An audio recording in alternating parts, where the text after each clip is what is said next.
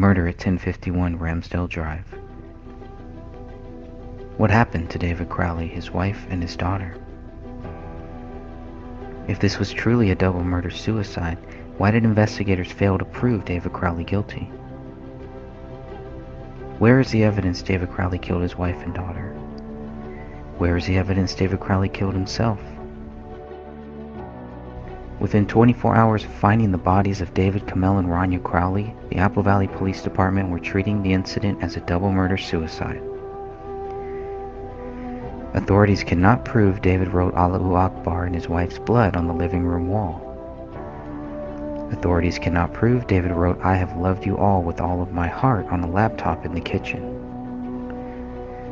Authorities cannot prove David wrote Open the Rise most recent version Submit to Allah Now on a notepad in his office bedroom. Authorities cannot prove the dog trapped inside the house ate David's right hand, both of Komel's hands, and their daughter's right arm, since dog feces tests were never done. Authorities did not know about a bullet that rolled out of a living room carpet until they were notified by the cleaning company 2 days after the bodies were found. That bullet would later be tied to Raniya Crowley. Authorities did not see the bullet hole in the living room ceiling or the bullet in the attic above until they questioned David's friend a month after the bodies were found. Authorities did not find a motive to support their accusations against David Crowley. Authorities did not find David's blood on any of the bullets at the crime scene. Authorities do not know when David, Komel, and Raniya Crowley died. What we know for sure is that David Crowley has not been proven guilty.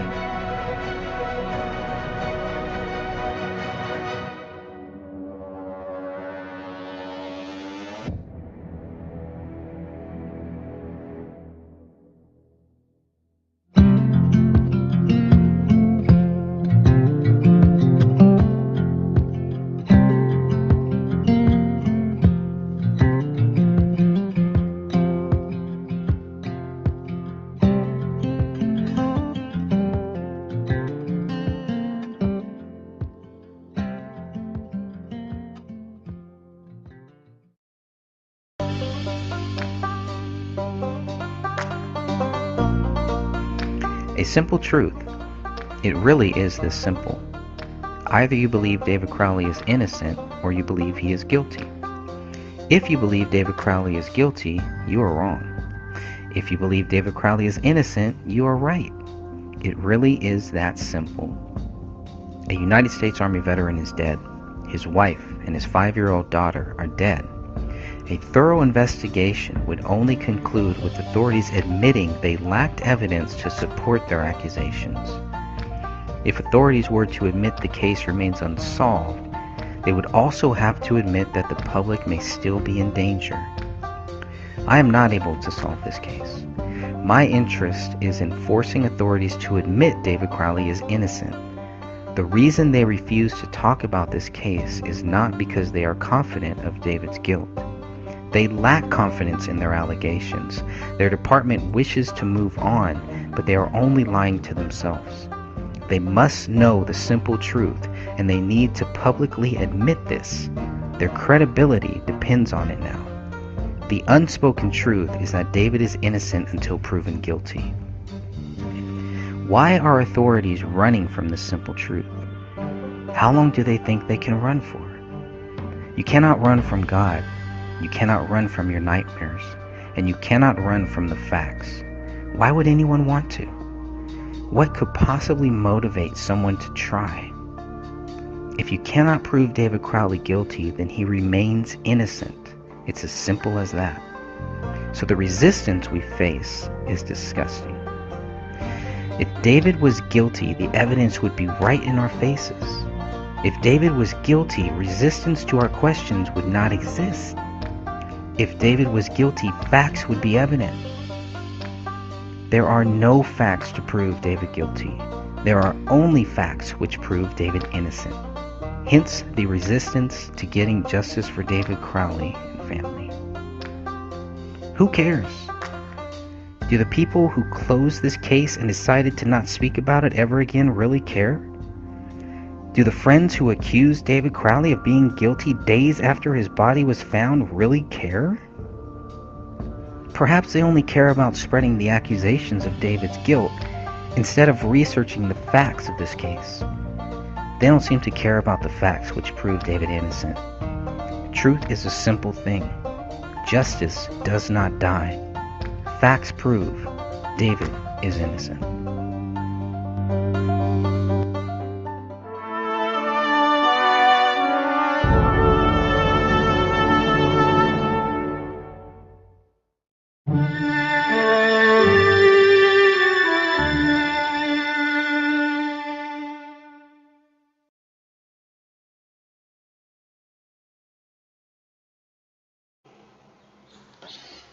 All right.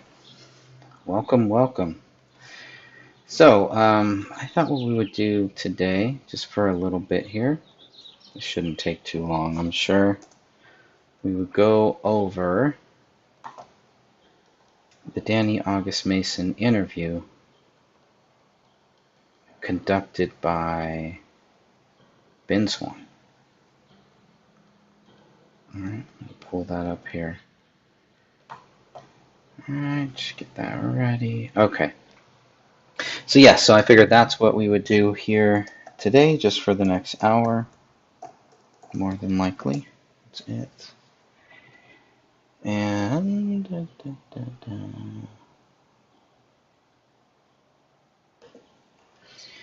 but before we get there, I do want to say thank you and give a special mention here to my good friend Steven Sanzeri. Sent me his book, Ultimate Prey, the true story behind the Yosemite sightseer murders. This is a great book. You can notice this one is very new, has never really been touched. My copy with notes and everything has been touched, has been used and cited and everything. So this guy, love this guy here. Thank you, Stephen. I appreciate that. He sent me a copy of his book. It's autographed, by the way. This is an autographed book, in case I didn't make that clear. But this is definitely, and I love reading books, but this is definitely one of my favorite books that I've ever read here. And who knows, maybe I'll read it an 8th time. And I still have so many questions, still so much that I feel like Stephen and I have not really gone over. I know he and Crip Rick have gone over a lot of things during their shows, but I still feel like there's a lot that I want to cover.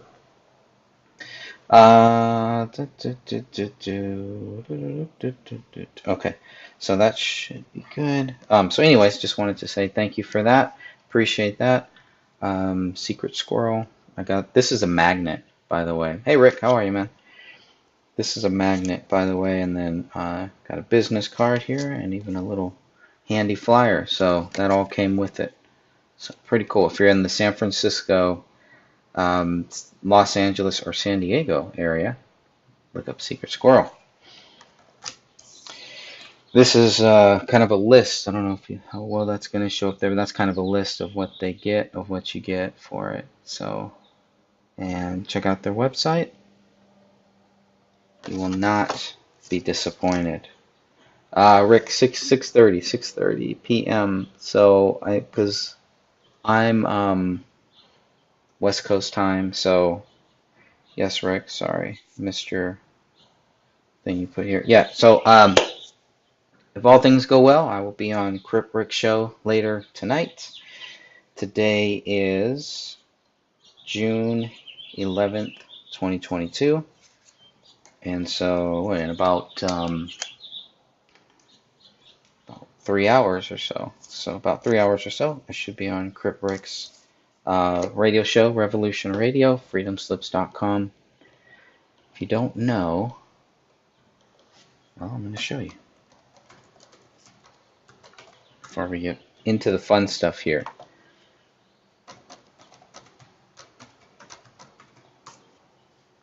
That'll be fun. We'll just be talking about music, nothing related to the Crowley. Okay, yeah, talking music.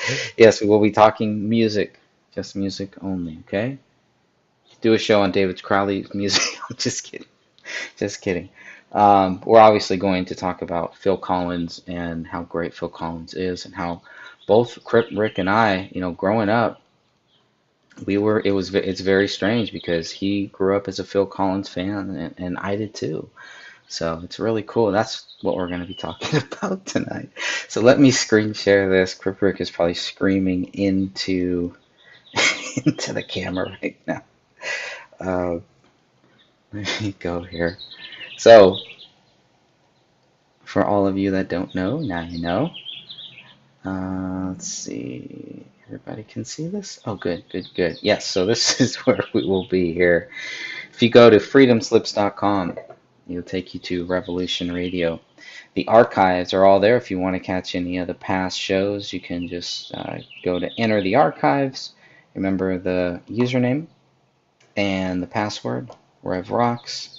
Enter that into the archives. I probably already have it saved. You can find all of their archives.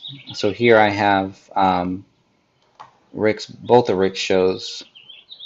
Rick, can you remind me what time? I feel like sometimes I get the shows wrong. So I know it's 7 p.m. your time. It's 4. The Saturday show is 4 p.m. But the Monday show, I believe, is 3 p.m.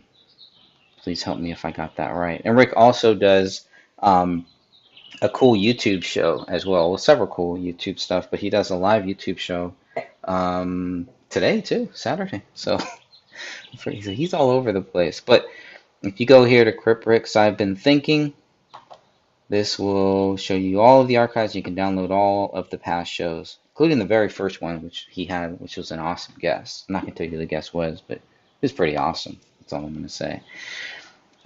Then he also has Crip Rick's The Decompression Hour. This is the Saturday show here, I believe at 4 p.m. Pacific time. We are on specific time, obviously. You can catch his live or his radio shows. They go live here, and so these are the archives. I'll show you how, if you want to watch him live or listen to him live, you definitely can. So I think Sophia's was the one that was on 6/4.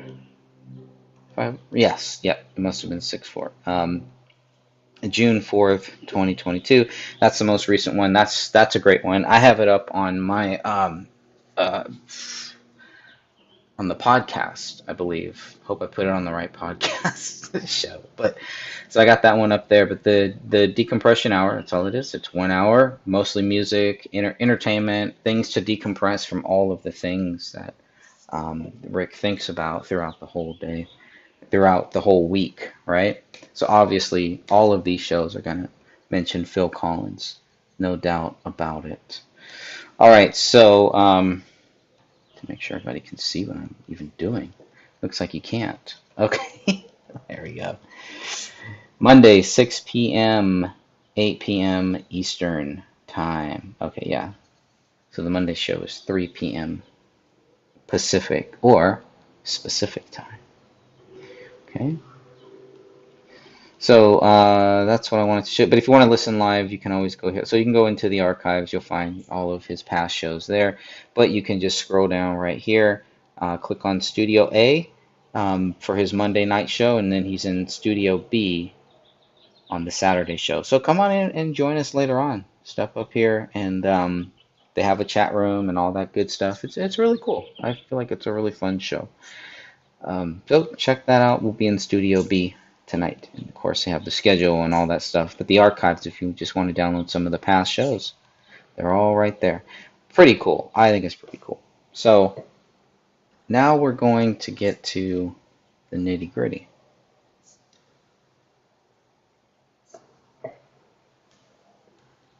If I can stop sharing this one. There we go.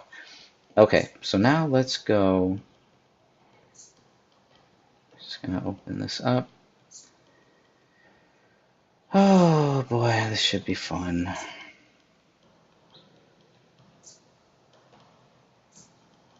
Share screen.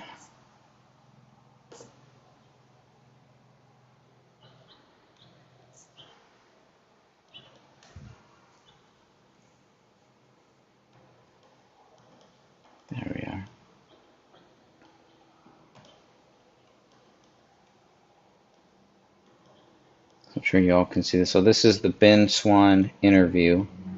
He interviews Danny August Mason on January 23rd, 2015. So that's what we're going to go over here today. And this video was hard to find. It's hard to find. Thankfully, I had it elsewhere. But just doing a internet search for any of this, anything related to this video, I thought was hard to find. Oh, that was pretty interesting. Why is it so hard to find? Shouldn't be this hard. Yes, that is what they said. Okay, so just make sure everything's working properly.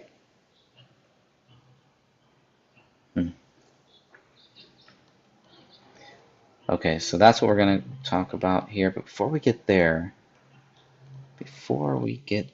do one more screen share.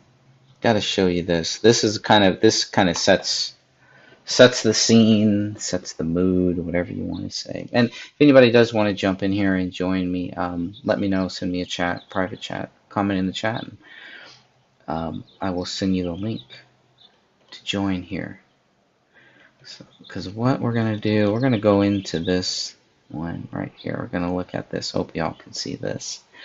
Wait for it to come on screen.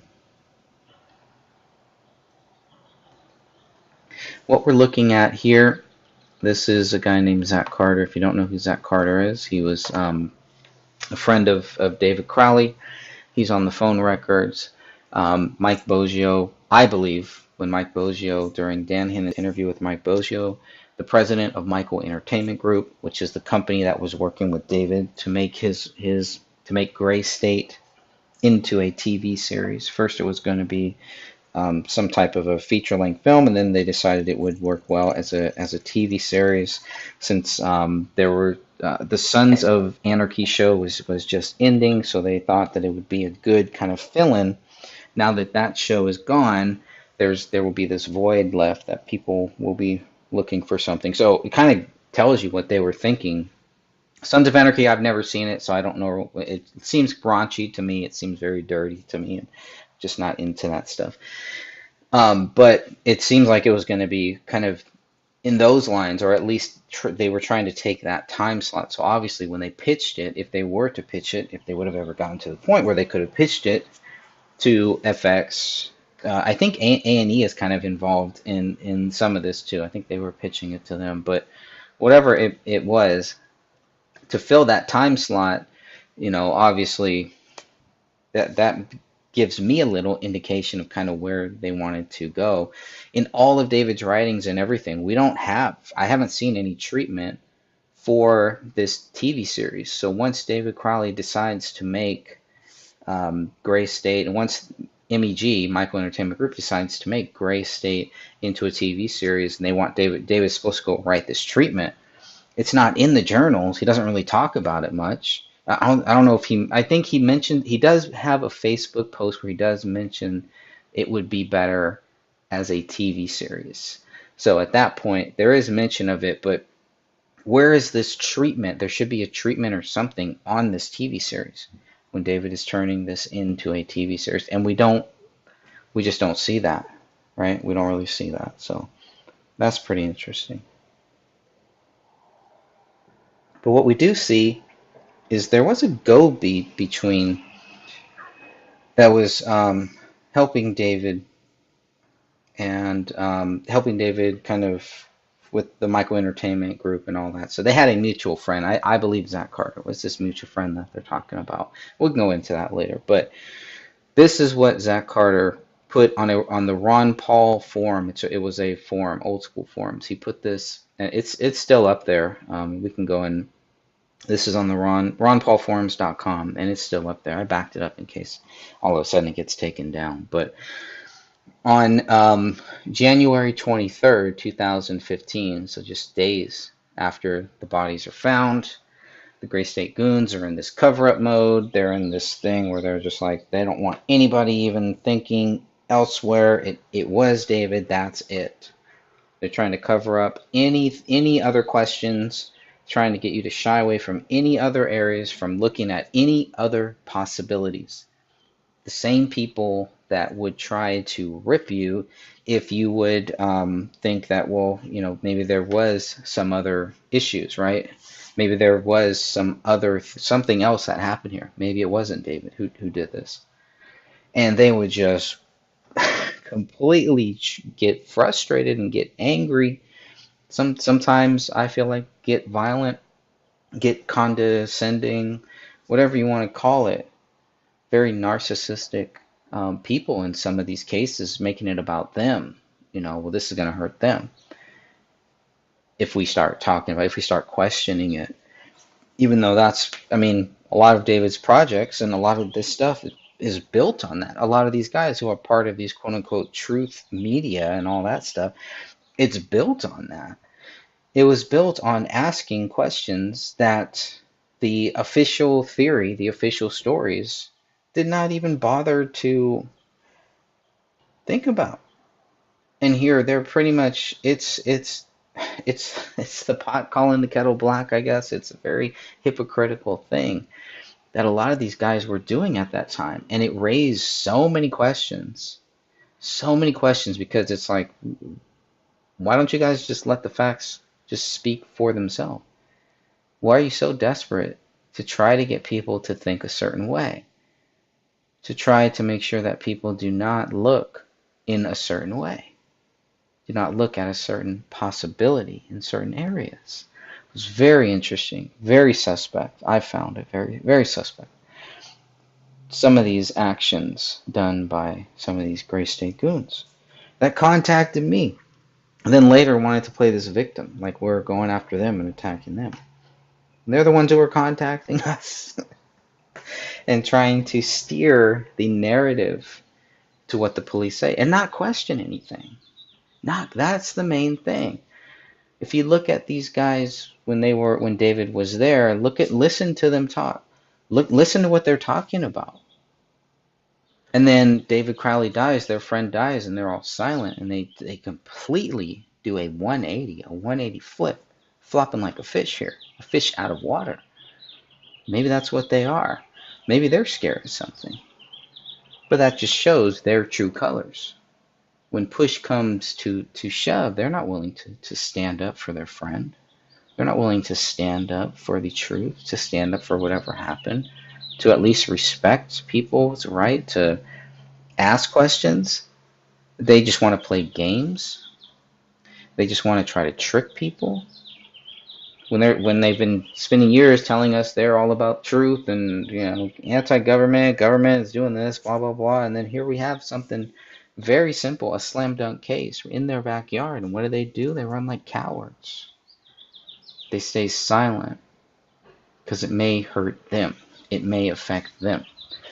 It's not about getting to the truth for them. It's about their credibility. And that's why they had to go after mine so much. It didn't work. It's not going to work because I'm not credible. My credibility means nothing to me, as we all know. And just whatever, here's the evidence, here's the facts, here are the documents, here are the journals, here's everything that we've been given, that we know that the public has been given. Here it all is. And there's nothing there that is going to prove David Crowley guilty. That's why the focus has never been on that.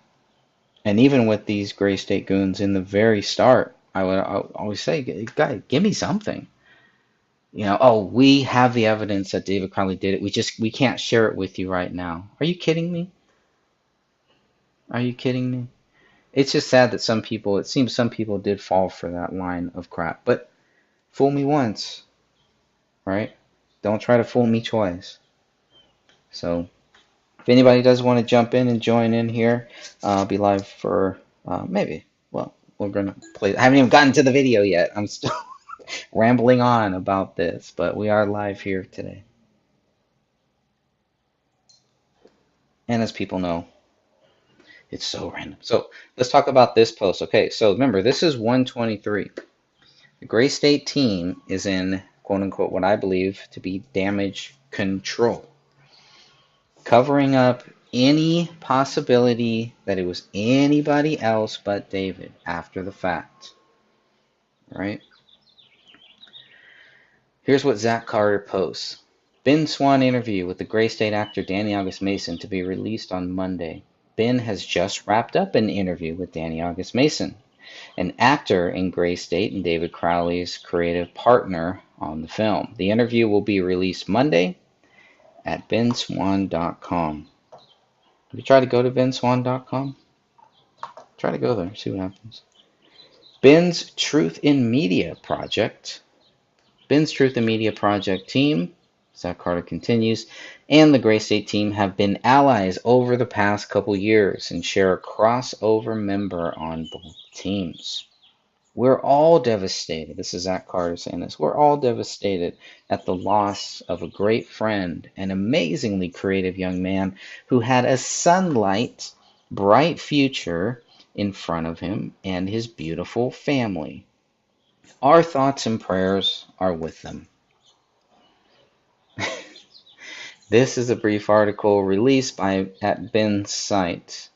Ben Swann, Deaths of Gray State Investigation. I tried to find, I could not find, this link is, all these links are broken, basically. Any links that is mentioned in these two posts are they're all broken, but I would be interested to see if we have that backed up somewhere, Ben Swann's original article, way back, some obviously before January 23rd, 2015.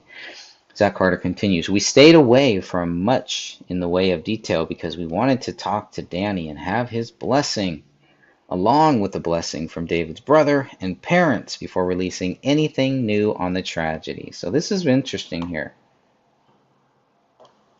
This is the thing right here. Who is we?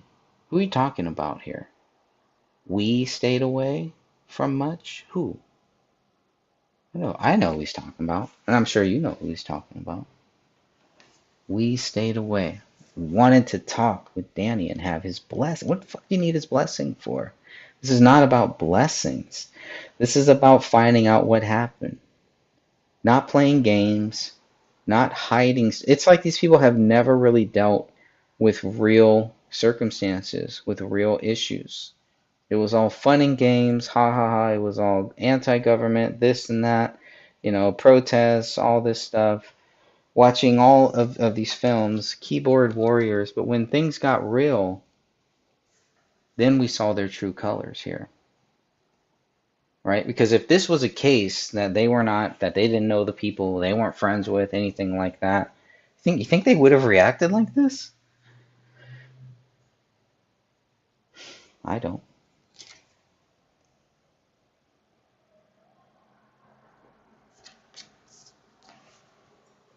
It's interesting. That's what happens. In times of trial and in times where things get tough and the going gets rough, this is when you see the true colors of people. This is what I saw back in January of 2015. I saw a lot of true colors come out in people. A lot of people.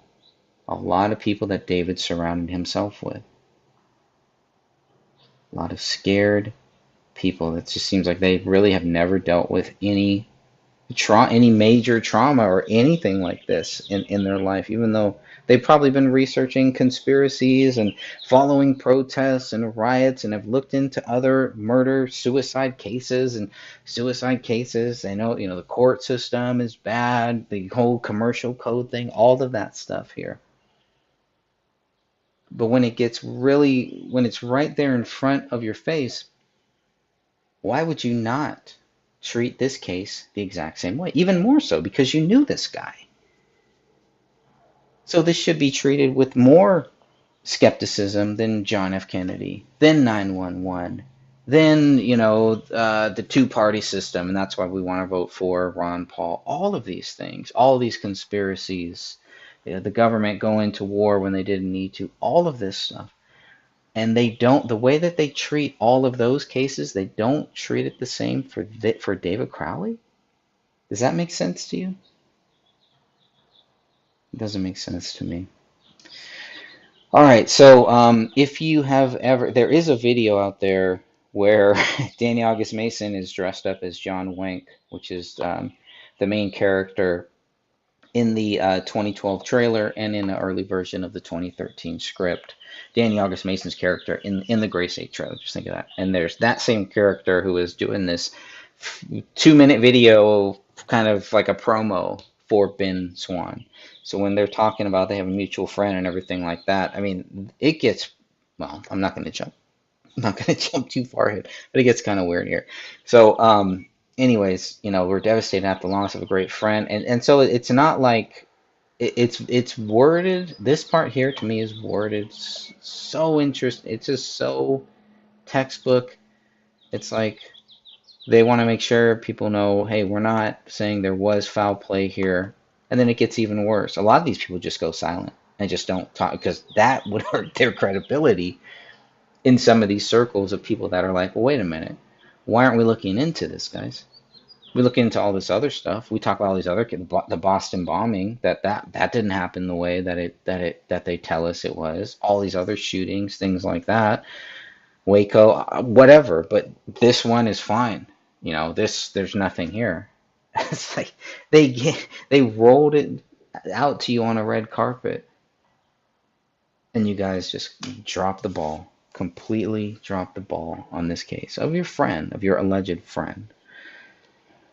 So, but it's pretty interesting. He said we stayed away from much of this because we wanted to talk to Danny. What do you need to talk to Danny for? You need to get Danny's permission? Is Danny your daddy? Big Daddy Danny? What's going on here? And have his blessing. Is he a priest? Is he a pope? What do you need his blessing for? Is he the new Freemason third-degree priest to the fourth extent? Well, I don't know. I don't understand it. And at the very end, and we also, and David's brother and parents. Before releasing, what do you have to release? What news do you have to release? The only news that they released at any point in time is, yep, what the police said is right. Big news. We got that from the media. What do you need to tell us what this news is? You want to create this thing where it's, well, all sides are saying the same thing. David did it. That's what they want. They want you to think. All the rational people in the quote unquote truth circles and all of that stuff, they all know David did it too. Are you kidding me? But in the end, all you need is evidence. All you need is the facts. And this is why I knew that from day one, we would destroy these people. They would be utterly destroyed. Okay, and I say we would destroy, but really they destroyed themselves because they had a choice. They had a choice to actually look into this case or to tuck their tail between their legs, go dark, and go silent and never talk about it ever again, except when it fits your needs, when it suits you. Oh, such a tragedy, such a tragedy. The tragedy here is that you have these people who claim to be close with David, and they don't give a crap about him. If they did, they would be right here with us saying, okay, there's something wrong here. The police come up with no evidence to prove David Crowley guilty, and we're just supposed to act like David Crowley is guilty. Really, guys? These guys know better. And then it's like, what were you guys in this for then? Right? You have a slam dunk case dropped off on your porch, and you ignore it, you run from it, you hide from it, you don't investigate it. Why would anybody take these guys seriously after that? I wouldn't. Now, here's the kicker. We ask that if anyone has any questions about what happened to David and his family, rather than speculating, that you point them to this interview that we're soon releasing. Okay? So, and he doesn't leave the link in the 23rd post. In the 27th post, it is there. But in this 23rd post, it's not there. But this is interesting. This is all like scripted shit. We ask that if anybody has any questions, they are directing the question. If you have questions, hey, come to us. Come to us. That's it. Don't even say come. They don't even say come to the police. Hey, we also think what the police did is great. They don't say any of that. Come to them. Come to me, Hail Mary. Run with me. Quick seed. What do we have here now? Do you want to ride or die? La la la la la. Something like that. And so, but here's the interesting thing where they say rather than speculating, and that's all they do is speculate. That's all they do. The reason why we're not speculating when it comes to the main thing, we can speculate on different things, but there's no speculation when it comes to the fact that David is innocent, that there is no evidence to prove David Crowley did this. That is a fact. That's not speculation, in my view, from my view, right? People could think differently. Maybe they think it is speculation, whatever. To me, it's not. It's not speculation to say that David did not do this based on the evidence and the facts.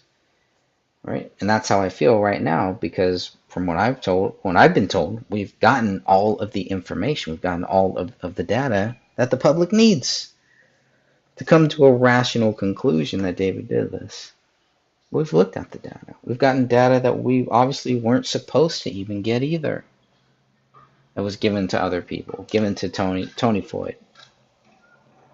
Who knows who else? I don't know.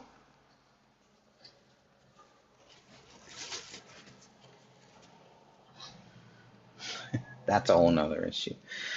So it's just interesting when they say rather than speculating, when that is exactly what they're doing, is speculating on this whole thing, speculating that David did this. When they should be saying, what this should be is we're going to find out what the truth is. So maybe that's what they thought was going to happen from Danny August Mason's interview. Maybe they didn't really know David. But maybe they had too much faith, too much stock in these people that they did not know. Maybe this woke up a lot of people and they're like, I'm not hanging around that guy. What if I get accused of a double murder suicide? They're just gonna do a thoughts and prayers video and that's it. So each person is different. So the title of that article, Ben Swann interview with the Gray State actor Danny August Mason to be released on Monday. So this makes me think this was filmed on the 23rd, January 23rd, 2015, and then based on the next post from January 27th, this by Zach Carter, this makes me think this was released, obviously, on that day, January 27th, 2015. If we look up a calendar, it's probably going to be a Monday. So there you go.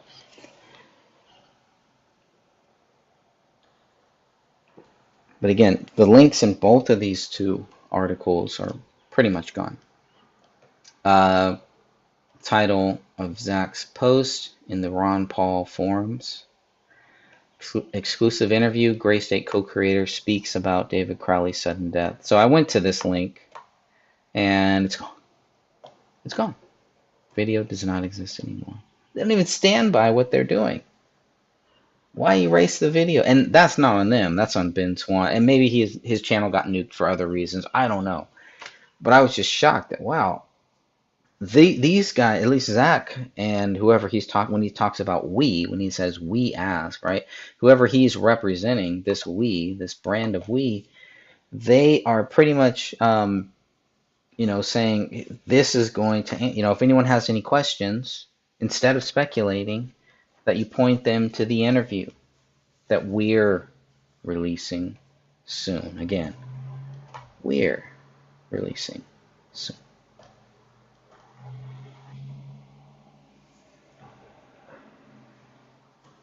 We're going to talk more about Mr. Carter, I'm sure, later. I mean, when I first learned of this guy, I didn't think there was that. I think I'm Facebook friends with him, or I was. I know I was at one point. I was Facebook friends with this guy. I know who this guy is. Posted some great stuff back in the day, before all this happened.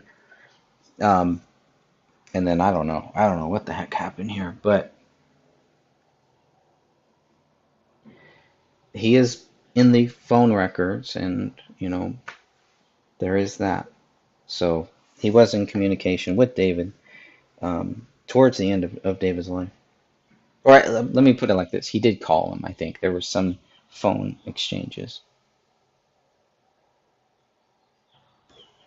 All right, so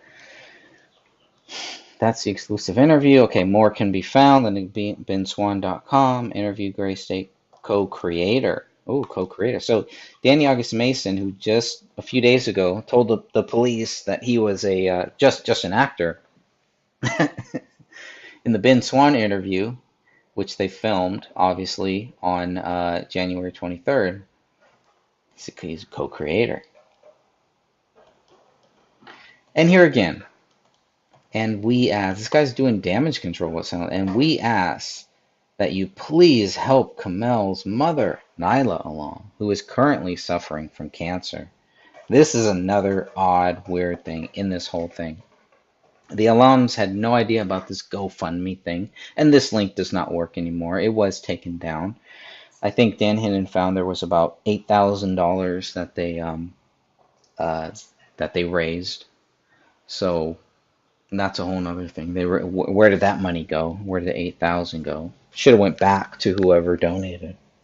That's what I would have done. But I don't know. I don't know how all that works there. But or put it to a worthy cause or something. But no, it's just who knows? Who knows what happened with that? So Nyla Alam is Komel's mother. So he's posting this too, and there were a lot of people that got caught. Oh, yeah, okay, we're posting this. This didn't seem strange to you, Zach? That there's a GoFundMe for Komel's mother? And it's like, what, $5 million, $6 million or something? Some crazy amount without even asking Komel's family if they wanted to do this. It's just weird. It's weird. And not directing the money towards the alums. Very weird. So the alums had Danny, this is Dan Jr. Dan Jr. created this. So David's brother created this GoFundMe thing. I don't want people to think I'm talking about Danny August Mason, but still, it's still very, very strange, I think. I don't know. So, I mean, so he throws that in there. It's just like this guy really doesn't know. They're just somebody's just feeding him talking points, if that's what he's doing. Or maybe he got caught up in it and, really wanted to help them. And I don't know. It's just weird. The whole GoFundMe thing. Every time I hear about the GoFundMe thing, and I know Dan Hinnon got a lot of negative feedback way back then because he was allowing people to comment on it in the Justice for David Crowley and Family Facebook group. It's like, why shouldn't we comment on it? This is weird. Komel's mother's hospital bills are $5 million, $6 million. Yeah, yeah. What what are you talking about? Iconic. Iconic is saying.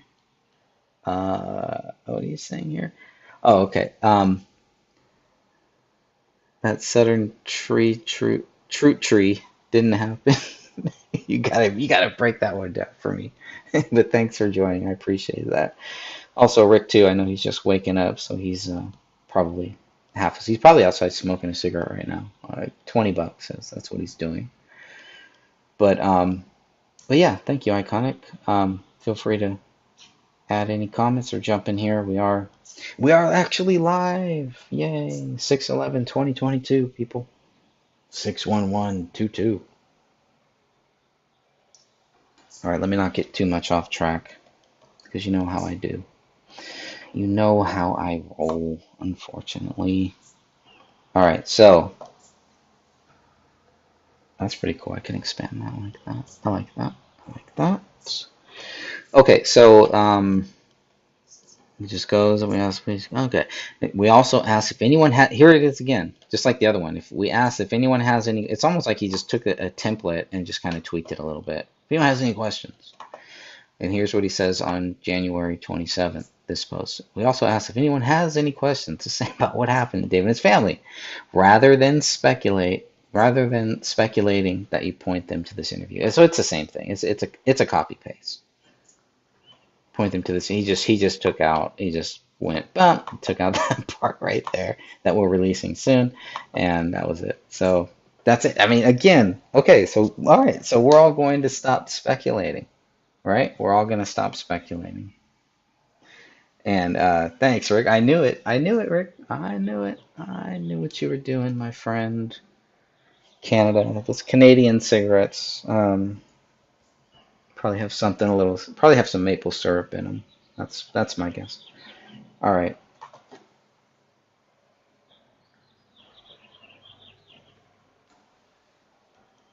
let's get into this. We're ready for the interview. So here's the interview. This was released 127, 2015, right? Or 126 maybe. Anyone has any questions? Yeah, rather than spec. So that's a key word. Remember that. Remember that phrase when he says rather than speculating. Rather than speculating, he's going to give you. Danny August Mason's interview is just point them here. Point them to this interview. Point them to the interview, guys. That's all. Maple syrup. That's right. All right. So, all right. Well, point us to the end. You pointed us to the interview. Fair enough.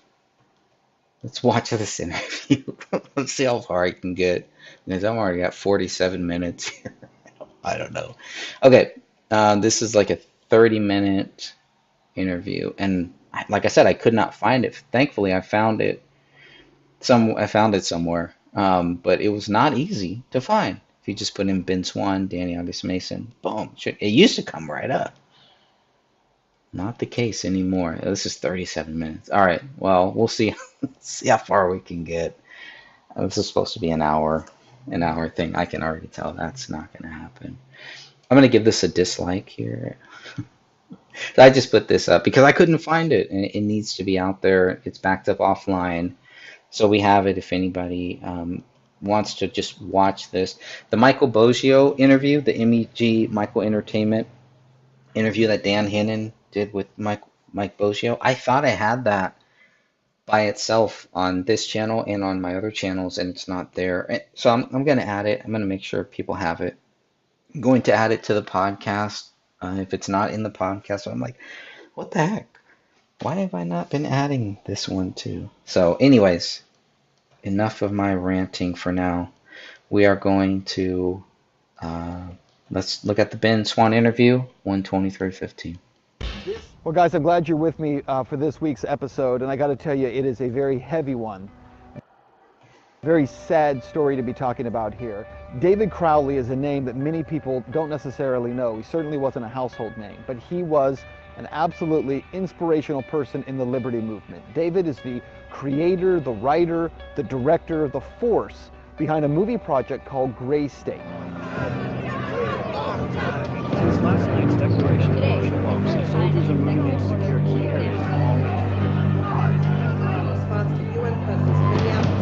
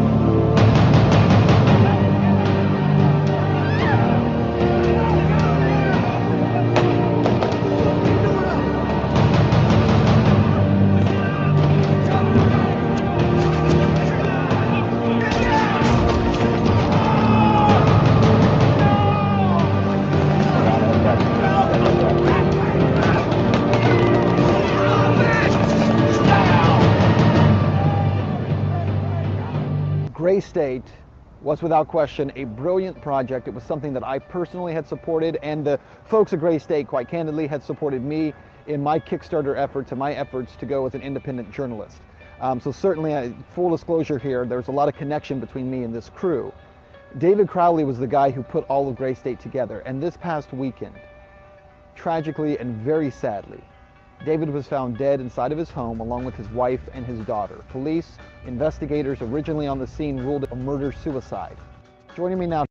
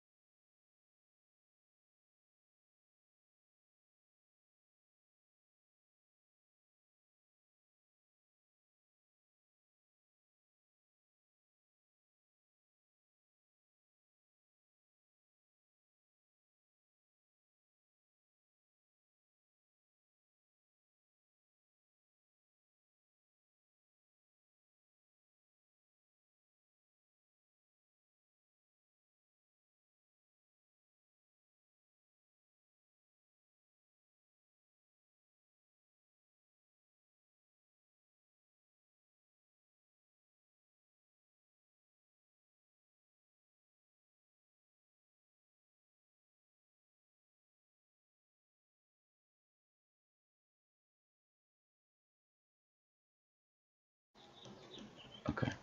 Well, looks like it did freeze. Now to talk about this is Danny Mason. Danny is an actor. He's part of the Gray State But that's what I wanted to say. Sorry. his wife and his daughter. Police investigators originally on the scene ruled it a murder-suicide. That's what I wanted to talk about. Police investigators originally on the scene ruled it a murder-suicide. Okay, now we know Catherine has talked about within four hours, there's a police officer saying this is a suspected murder-suicide.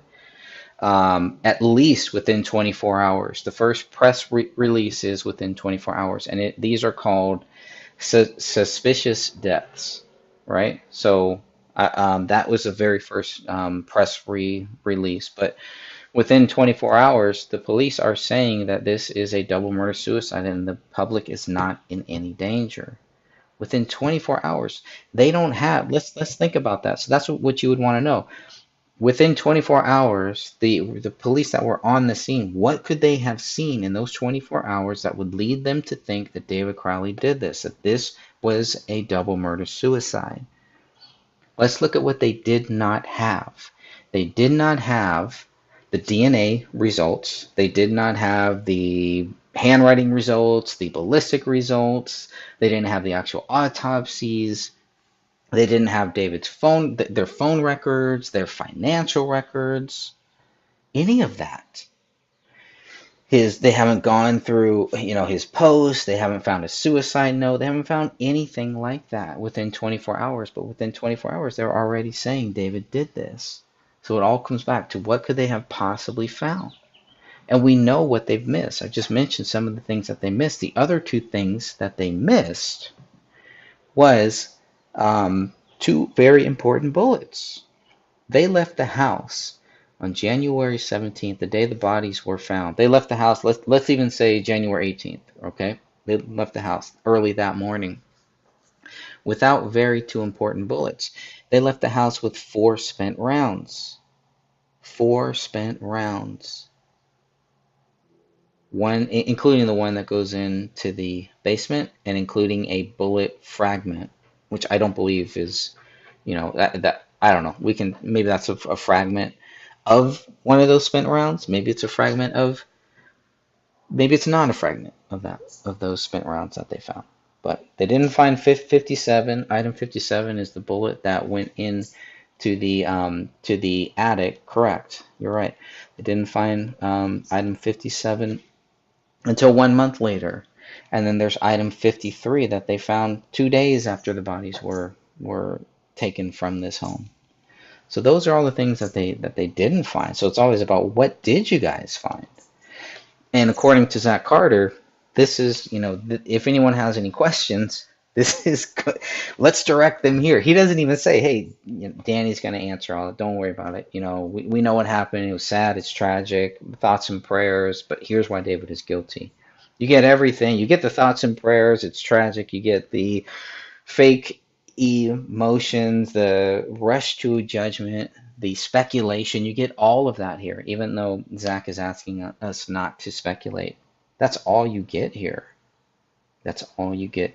Iconic Meerkat says probably the jacket of the bullet. Yeah, so the bullet fragment, which I think is item 31, that bullet fragment that is found in the living room.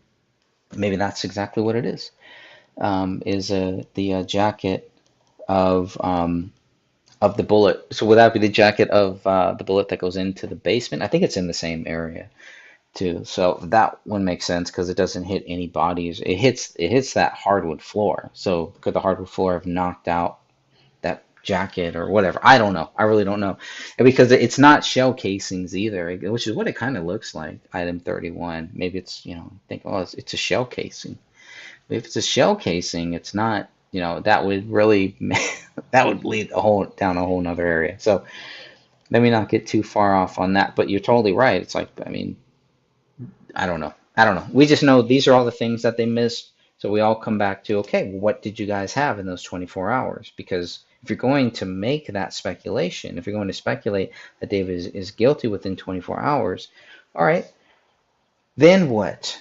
Then you spend months and months to try to find the evidence of your speculation, of your theory, of your, quote, double murder, suicide. So what do you find in those months? And we know what they find to prove David guilty. It's nothing. It's all about nothing. Seinfeld, George Costanza. It's about nothing. Let's go on. Joining me now to talk about this is Danny Mason. Danny is an actor. He is part of the Gray State Project. He is also a creative partner in the project and a friend of David Crowley. And Danny, I'm glad that you're here with us. Talk about this is Danny Mason. Danny is an actor. He is part of the Gray State Project. He's an actor. It's the first thing he says. He's an actor. He's part of the Gray State Project. And then, okay, yeah. He's also a creative partner in the project and a creative partner. A creative partner.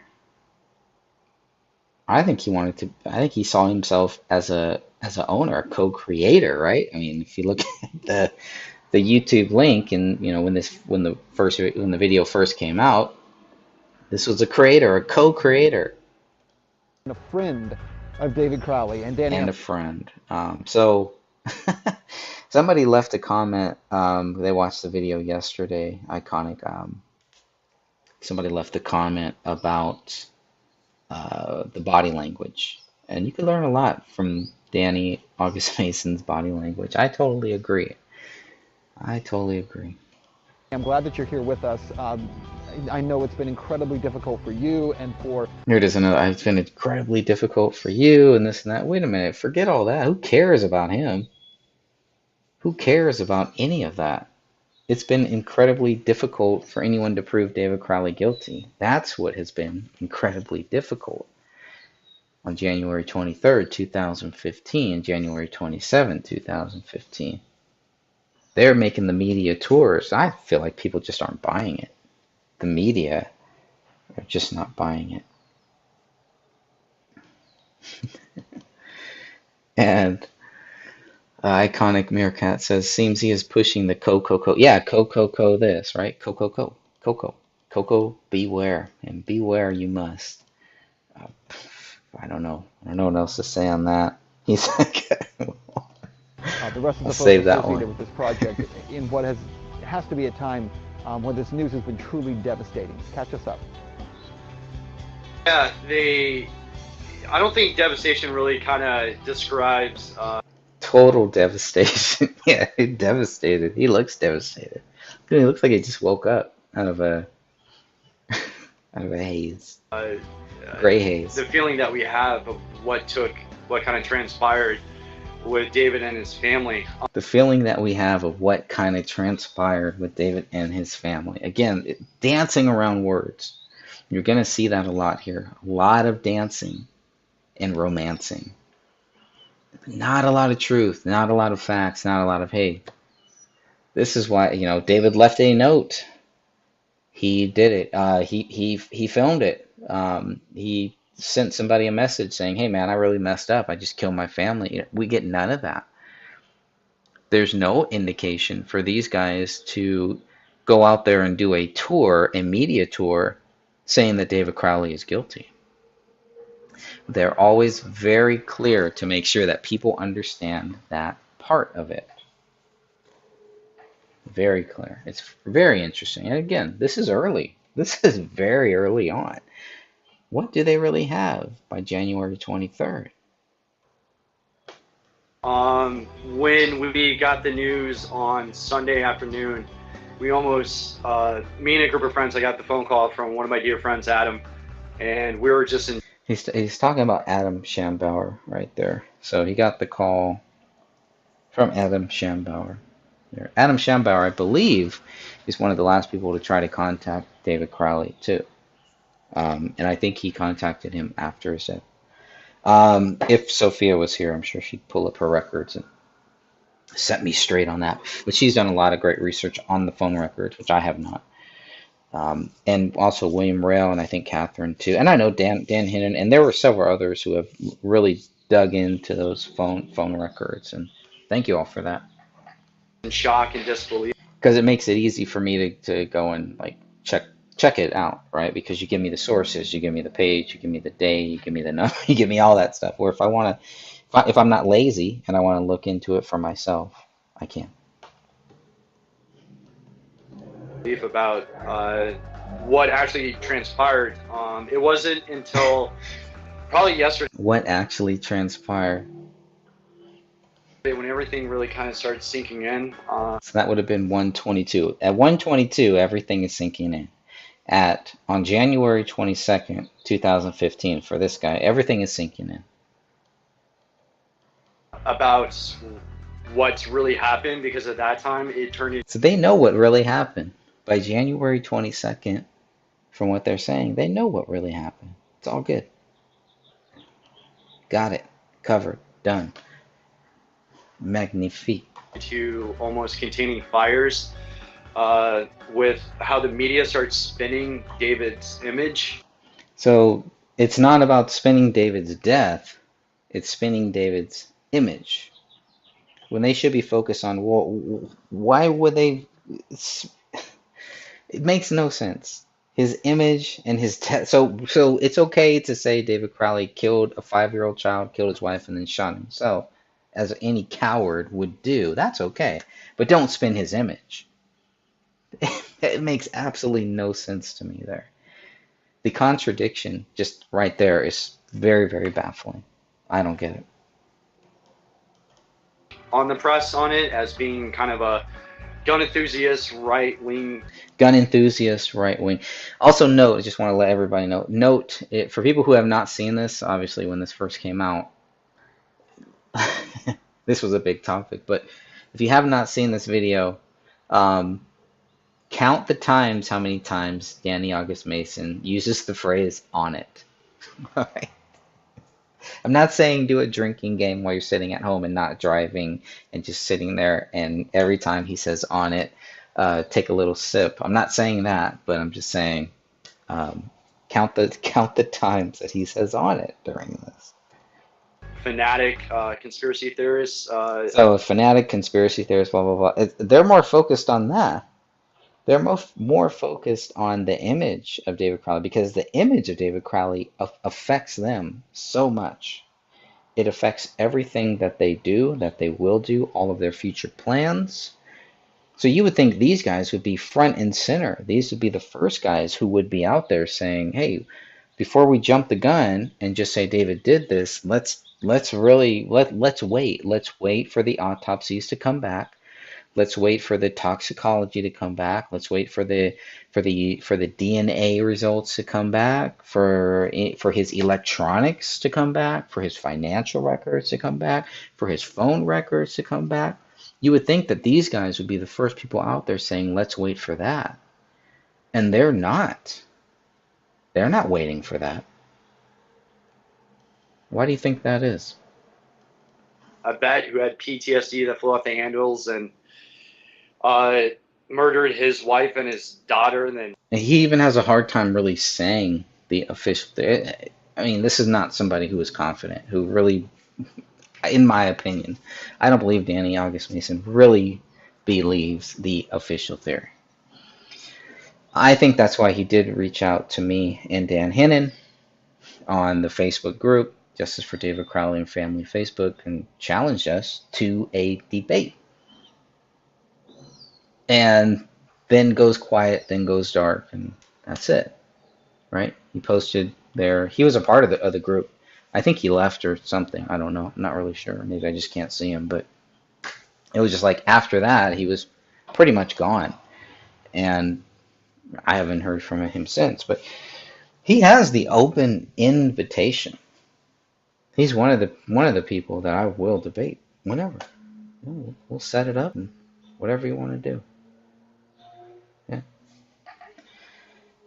It's open invite, open mic.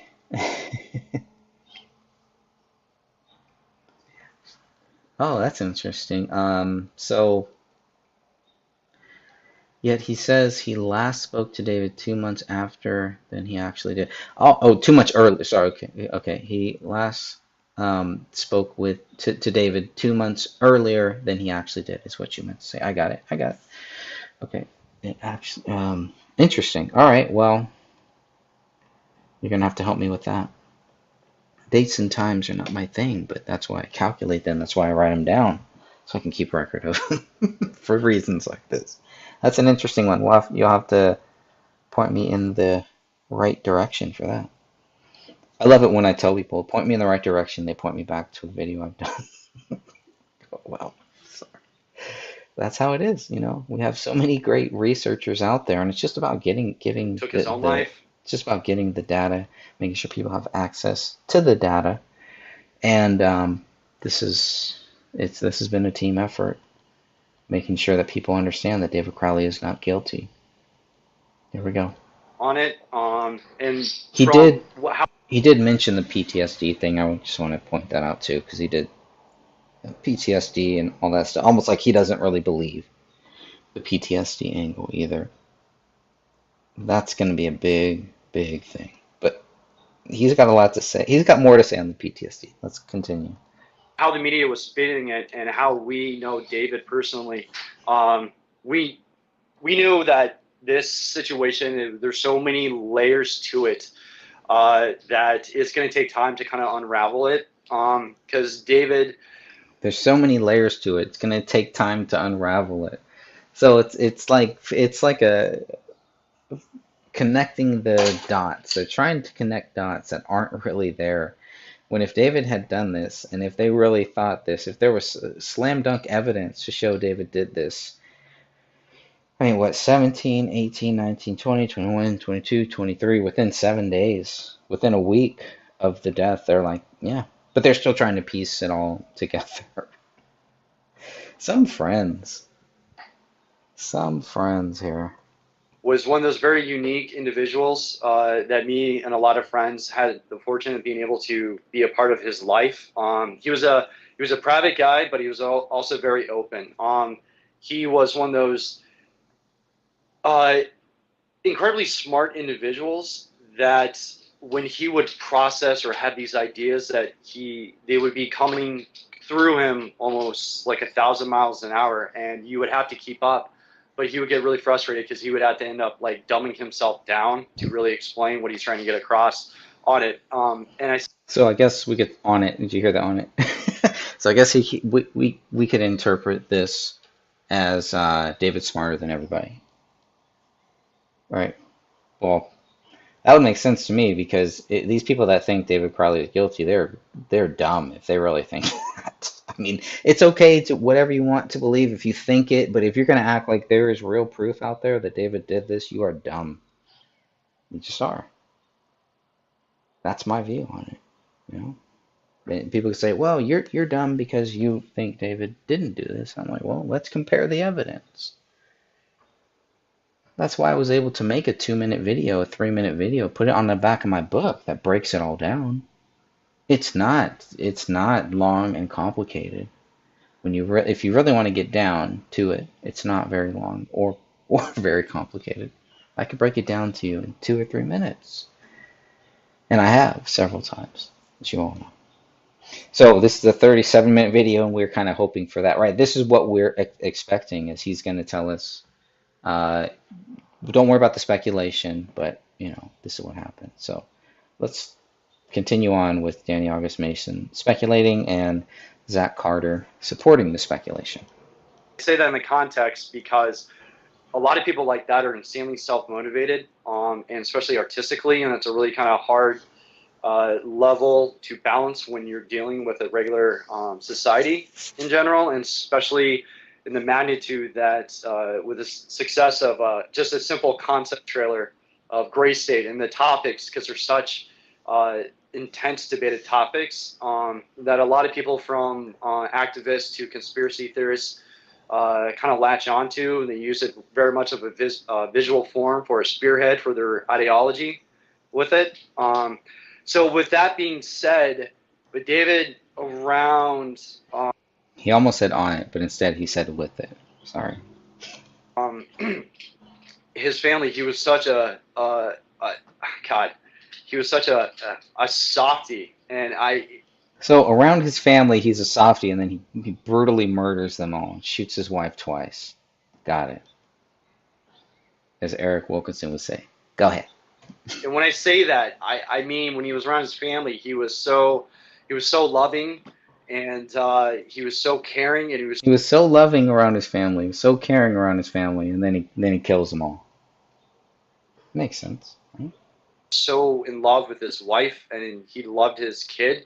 He was so in love with her, so in love with both of them that he's going to shoot him in the head to make sure they die instantly. Very loving. That's the most loving thing, I think, right? And being a part of that, and whenever I would be over there, me and my other friends, Adam and Mason and Sean, we were.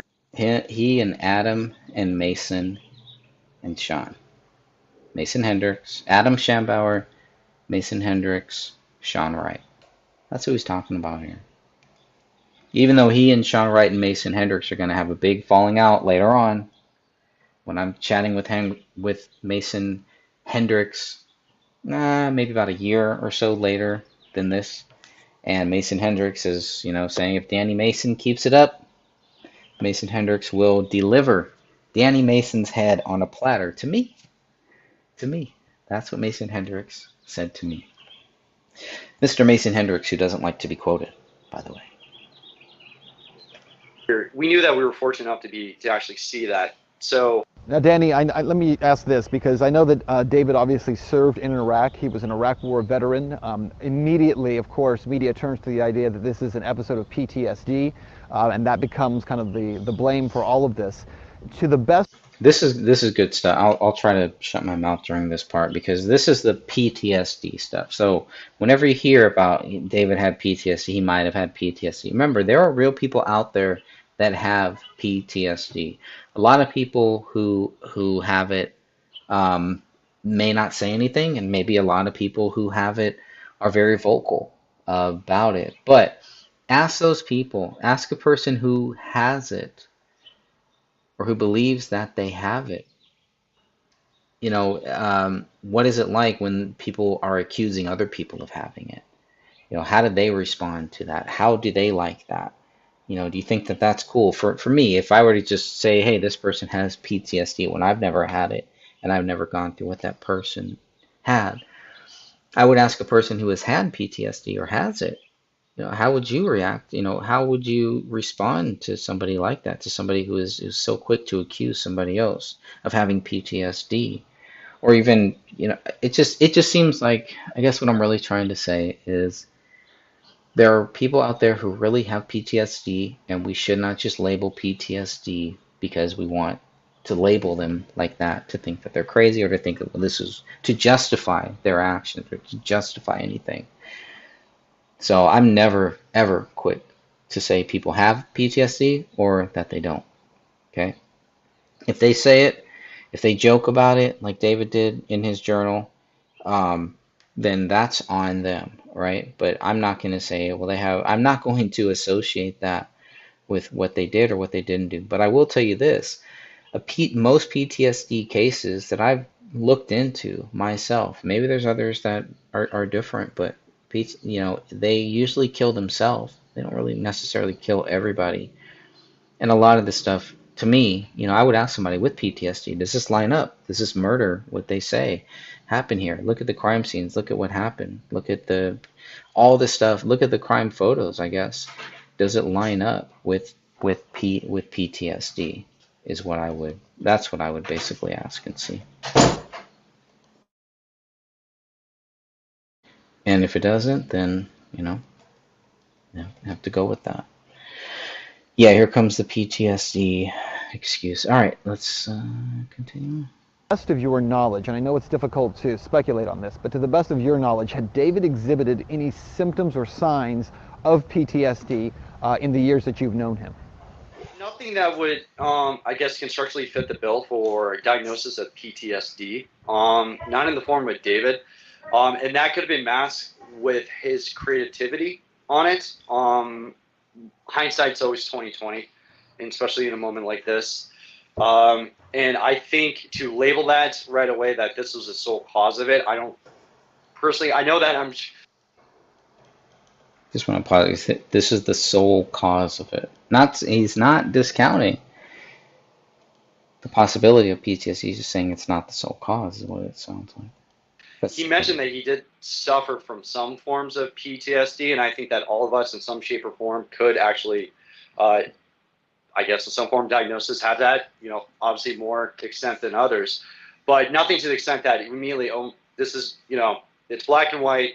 He flipped out and kind of lost his mind. It's just that's kind of the problem right there, because what he says right there is exactly what they will say later. That's what the police will say, is that David Crowley flipped out and did this and killed him.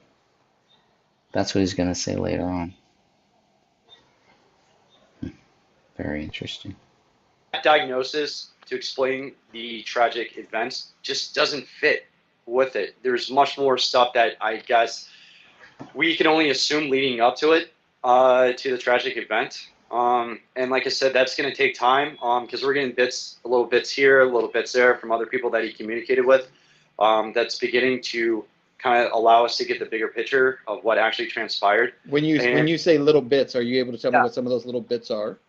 Yeah, little bits are kind of more communication with David's family on it, and how he was communicating with his family on it, with things going on to it. Because David, when he would go into a very creative mode, he would kind of, I guess, go off the radar for a couple of weeks, and this was very kind of normal for him. And then he would just reemerge with these ideas, this new plan, new direction where you want to take things, or he might even have a completely different idea for a project. He just needed to get out of his head. And so for him to do that, his family was used to that. And me, as being a creative partner with him and also a friend and a business associate, that was, familiar with it. It wasn't anything, there wasn't really any kind of red flags that kind of went off that we should be really concerned about. It was just the more lapse of time that was going by when we weren't hearing from him, that's when me as a collective friend started getting a little bit more concerned. Something wasn't feeling right with us. And we started reaching out to each other, and it was at a point where we were going to go over to his place kind of unannounced just to check in on him and whatnot. But like I said, hindsight, you can't really predict this sort of thing would have transpired like it did. Yeah. So Danny, you'll have to forgive my ignorance on this. My understanding, and I could be a little bit off here, but my understanding is that when people suffer from PTSD, especially veterans when they come back, typically when symptoms of PTSD come up, they seem to cycle somewhat, and there are typically triggers associated with that. Just wondering if anyone had noticed anything that would indicate there was a PTSD trigger that was going off. I know that David was in a pretty exciting place in terms of the Gray State Project, and I don't know how much you can speak to that. I know we're being sensitive to that, but what can you say about that, where he was in this place and where the project was? I'm only going to be able to comment a little bit on things we're getting really excited for him, for the amount of, because I guess he's taken the burden as being such a creative guy. He's also I don't want to say controlling, but his vision is so cut that he likes to have his hands in everything just to make sure he gets it done. So it's his structure is very militant on it. And this could have possibly been years of building up on it. I know one of the biggest things that he had to grapple with, and we discussed many of times kind of when we were creating the universe of Gray State, and like the major themes that we were playing with, it was that we had a huge responsibility to present it in a manner that it wouldn't become a tool for some radical person to use it for justification on a tragedy or some point of violence with it. And that weighed heavy on his conscience. I know that, and it does with mine still to this day, and it will continue if in what will transpire with Gray State. And I know he dabbled with that, and he always never felt comfortable or felt good about the formation of the story that he was trying to tell. It was never good enough. There's always a lot of holes with it. But I know that he felt like he needed to carry the world and that burden on his shoulders, because people, when we started going, when he went to like a Bilderberg rally, and also Hey Jet, thanks for joining us here. To answer your question, when was this interview originally done? This was most likely done on January 23rd, 2015. The bodies were found on January 17th, 2015. So about 1 week after. Hope that helps. That was my first question too. When I found this the other day, it's like, when was this first conducted? Also the RNC. He became a symbol for hope and inspiration for a lot of people, and that can weigh a lot of pressure on an individual who's not used to being thrust into a public eye right away or into that kind of statute. So I know that was a lot of things going through his head, and he would wrestle with those themes a lot. But I know he had the ability to channel that fear and those insecurities into his characters of Gray State with the direction of the script that he felt the most comfortable with on that. And I support him with it because the characters that we came up with were a lot of the original ones, but he was going more daring with the subtext and the themes with it, which I supported. I thought it was great. That's why I was so passionate working with him, because he just did not want to make Just another film. yeah, just another film, but also like the themes in general, that kind of what we're dealing with. There's not a lot of filmmakers at that time. I mean, when we were coming up with the concept, and you have to understand, this was years before Occupy, or even a year before Occupy Wall Street. This was years even before Ferguson situation and what's going on with that whole entire thing, and just where the state of the country's at right now. And that's why people looked at David as the kind of like almost prophet figure on that point. And that's a lot of that he had foresight into a lot of this.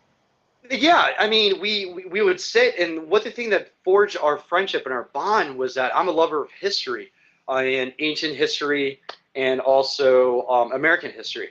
And I told him, and him being a combat vet, and I'm not a combat vet,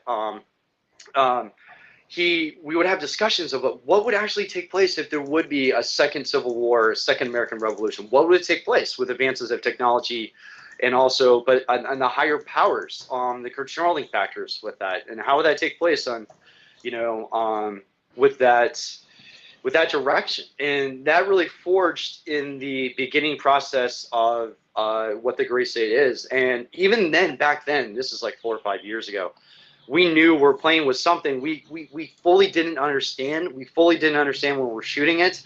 We fully didn't understand even like a year or two after the release of the trailer. We kind of really got a big glimpse when we went to Boston after it was 3 days after the Boston bombing. We were working with Oath Keepers and shooting some footage for the. This is key here, the Boston bombing thing. Some interesting things. Obviously, we know David was there filming, etc., etc. David's uncle was a police officer. John Bergeron, I think was his name. But he was a police officer, and I forget what state, but it was David's uncle. And he actually got shot in the line of duty. He died. He got murdered in the line of duty. And the witness, the witness who saw the person that shot this police officer was a jogger, an older gentleman, one of the joggers, and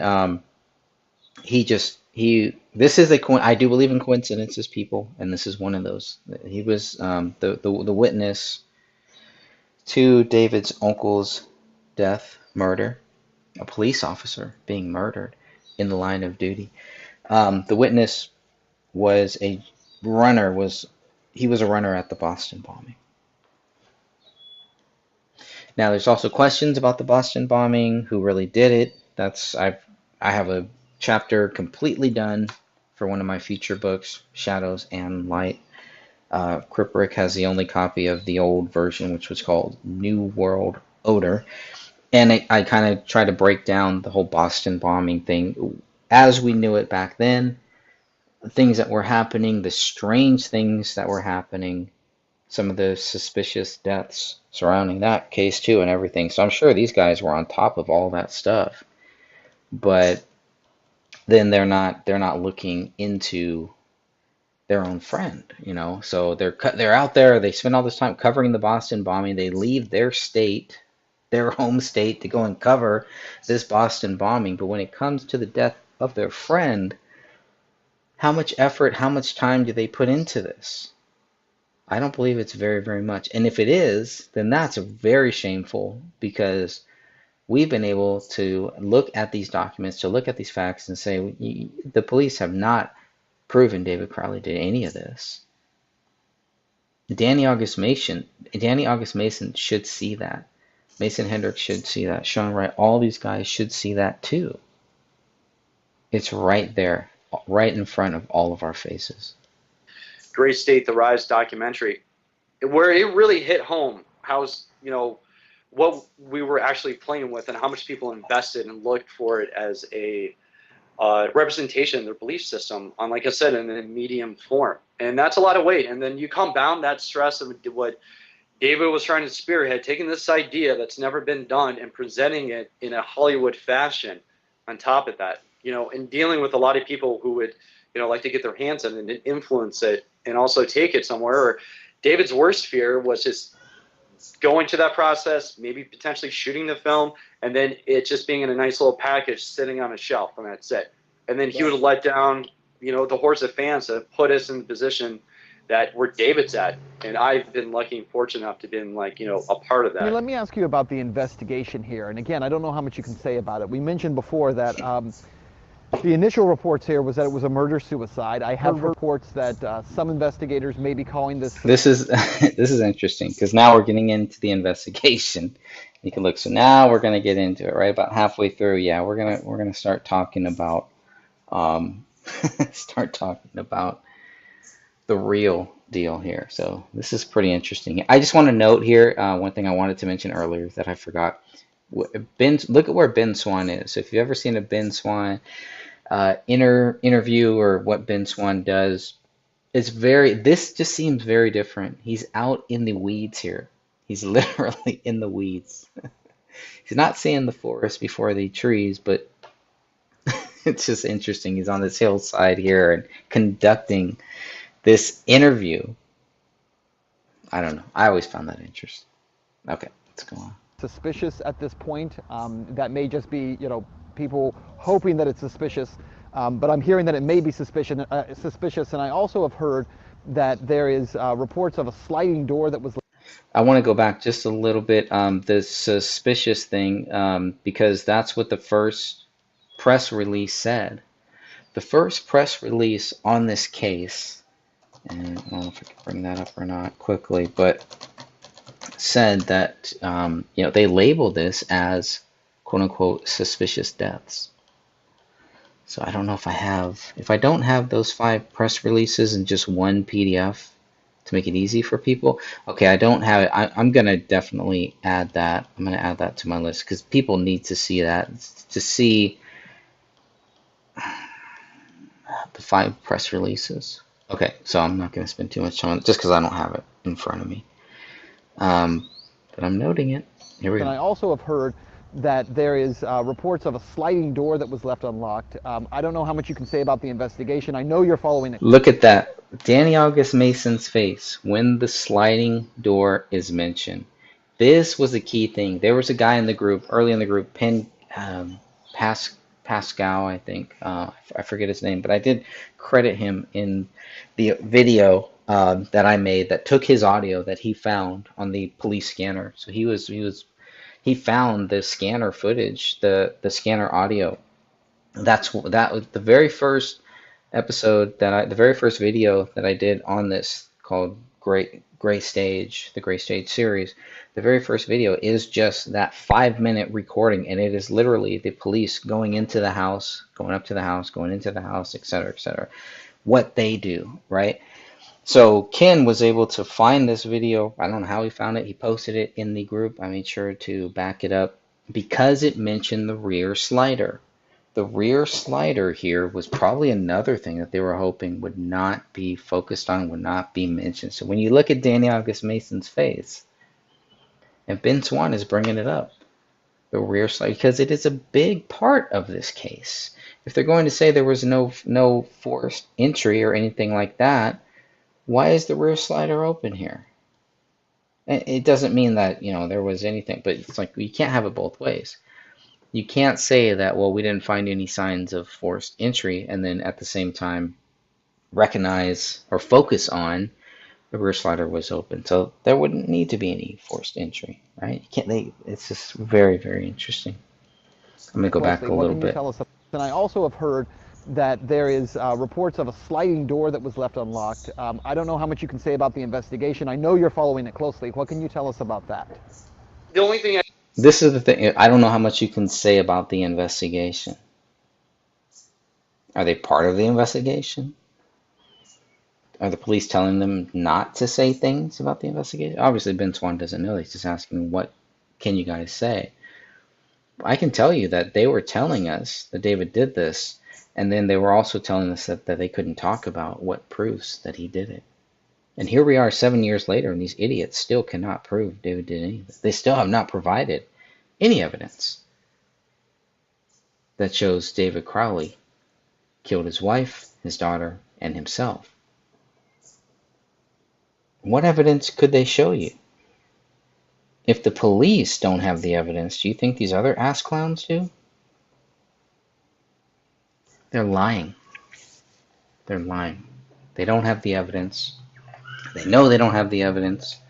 They know they're not under oath or anything like that, and they can say whatever they want because some losers will take them seriously for whatever reasons. But whatever you want to think is true, that's fine. But make sure it's based on facts, not feelings. I can confirm on right now is obviously the investigation's ongoing. I haven't seen the reports about I mean, this is what the police were telling us, and he's saying the same time. The investigation is ongoing. That's what Sean Wright was basically saying. He couldn't tell us things. He's not even supposed to know anything. Why is Sean Wright, what is he communicating with the police? How often is Sean Wright communicating with the police? And if Sean Wright is communicating with the police, why is there no police report the same way that you see with Danny August Mason? You see Sean Wright's name mentioned in those 94 pages, but that's really it.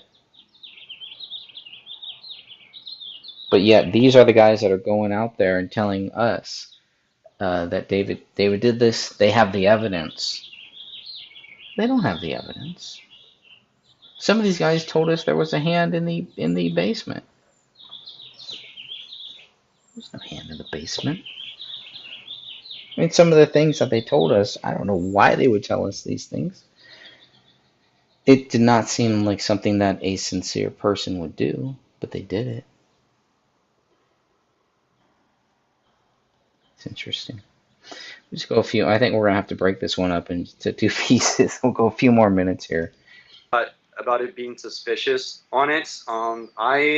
Until we get the full amounts, the full actual report from the police and what they've come to it, I haven't really, and from what we're getting from, like I said, from communication with the family and from some other individuals I'm not going to name, who are kind of coming forth with their own story, I'm just going to probably just stick to it as what the examiner said, as it being a Murder-suicide. Suicide at this point. That's interesting because the medical examiner doesn't really say that, right? How is a medical examiner going to prove any of it? I don't know. It's really interesting. So he's just going to go with that. Just going to go with what they say. Nice friend, right? That's the type of friend you need in your life.